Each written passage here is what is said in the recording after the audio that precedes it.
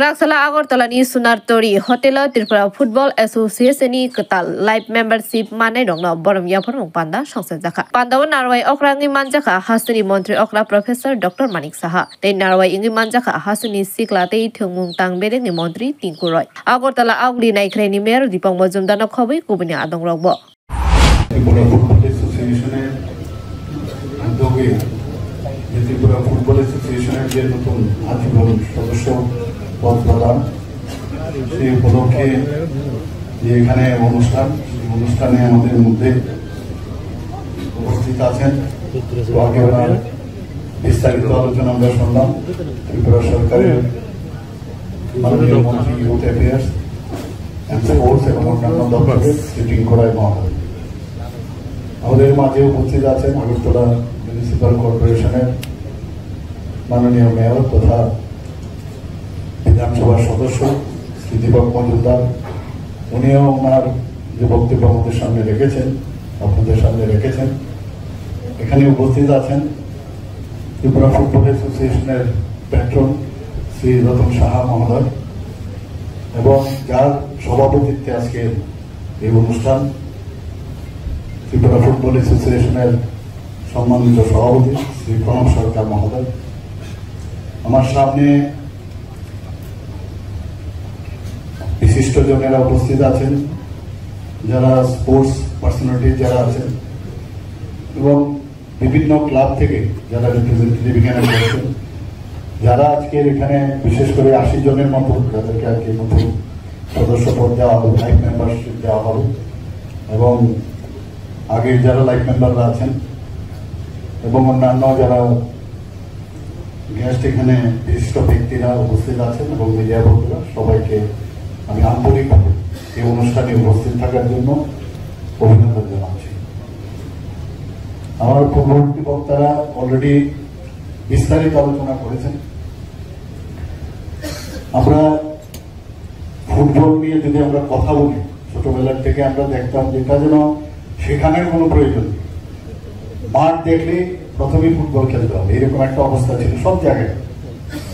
একটু আগে আমাদের মাননীয় মন্ত্রী বলছিলেন যে আমি কয়েকটা জায়গায় গেছি বক্সনগরে গেছি আমি ঊনকোটি ডিস্ট্রিক্টে পরিক্রায় আমি গেছি বিভিন্ন জায়গায় এত পরিমাণ লোক মানে ভাবা যায় আমার আগে বক্তাগণ বলেছেন যে আমরা এই রাজ্যে স্পোর্টস এর জন্য যে সমস্ত পরিকাঠামো উন্নয়ন বা আজকের দিনে আমরা ফুটবল যেভাবে জনপ্রিয় হয়ে উঠছে আমি বলবো ত্রিপুরা সরকারের মাননীয় মুখ্যমন্ত্রী প্রফেসর ডাক্তার মানিক শাহ নেতৃত্বে আজকে আমাদের রাজ্যের সার্বিক যেভাবে উন্নয়ন হচ্ছে তার মধ্যে যে প্রায়োরিটি যেগুলো আমরা দিয়ে কাজ করছি সবগুলো ক্ষেত্রেই আমাদের প্রায়োরিটি কিন্তু যার মধ্যে মুখ্য যেগুলো আমরা দেখি সেগুলো স্বাস্থ্য দপ্তরটা যদি বলেন অনেক পরিবর্তন হয়েছে এবং শিক্ষা ক্ষেত্রে ব্যাপক পরিবর্তন এসছে আরেকটা হলো স্পোর্টস ক্রীড়াতে প্রচুর পরিবর্তন এসছে আমি এখানে আপনাদের মিডিয়া বন্ধুদের সামনে দাঁড়িয়ে বলতে পারি আজকের দিনে দাঁড়িয়ে আমরা আমাদের রাজ্যে শিক্ষা ক্ষেত্রে কোনো ছেলে মেয়ে ভালো প্রতিভাবান তারা যদি বলে যে আমি অর্থের অভাবে পড়তে পারছি না সেটা ভুল হবে আমাদের রাজ্যে একমাত্র রাজ্য বোধহয় সারা দেশের মধ্যে ছোট রাজ্য যেখানে সব স্তরে ছেলে মেয়েদের জন্য সুযোগ রয়েছে একদিকে যেমন যারা ভালো আমি ক্রীড়াতে আসছি আমি এডুকেশন এর জন্য বলছি এডুকেশন এবং স্পোর্টস দুটোই একসঙ্গে যেহেতু সমান্তরাল চলতে থাকে তার জন্য এই এডুকেশন সেক্টরে কোনো ছাত্র বলতে পারবে না আজকের দিনে গরিব হোক আর যারা সম্ভ্রান্ত কেউ বলতে পারবে না অর্থের জন্য আমার পড়া হচ্ছে না বা আমার ছেলেটা ভালো পড়াশোনা কিন্তু টাকা পয়সার জন্য পড়তে পারছে এটা বলার সুযোগ নেই একদিকে ক্লাস 10 এর পরে সিএমসার স্কিম আমরা চালু করেছি যেখানে ভালো মার্ক যারা করছে 100 জনকে 5000 টাকা প্রতি মাসে দেওয়া হয় মেধাবী ছাত্রদেরকে তাদের এডুকেশনের জন্য এলিমেন্ট টুয়েলভের জন্য যারা 12 পাস করছে এরকম 100 জনকে 5000 টাকা দেওয়া হয় যারা তার কলেজ কমপ্লিট করার জন্য আরেকদিকে যারা গরিব ছেলে মেয়ে যারা বাবা নেই মা লালন পালন করে অসহায় পরিবার তাদেরকেও আমরা 4000 টাকা প্রতি মাসে দিয়ে থাকি যার স্কুল কমপ্লিট করার জন্য 12 অবধি 18 বছর বয়স পর্যন্ত আর এই সংখ্যাটা শুনলে আপনারা খুশি হবেন গত বছর আমরা 4800 অর্থাৎ প্রায় 5000 এর কাছাকাছি ছেলে মেয়েদেরকে দিতে শুরু করেছি অর্থাৎ গত বছর এক বছরে আমরা 5000 এর কাছাকাছি স্পন্সরশিপ স্কিম আমরা দিয়েছি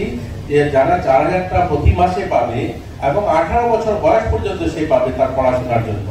এখন ভাবুন এই রাজ্যে একদিকে গরিব ছেলে মেয়ে, অসহায় ছেলে মেয়েরা যেমন আর্থিক আমরা সাহায্য করছি তাদেরকে পড়াশোনার জন্য, আরেকদিকে তাদেরকে যারা ভালো রেজাল্ট করছে তাদেরকে দেওয়া হচ্ছে। এছাড়া দিব্যাঙ্গ যারা, কয়েকদিন আগে মাননীয় মুখ্যমন্ত্রী মানসিক দিব্যাঙ্গ যারা। Bureau report, খুমপুই।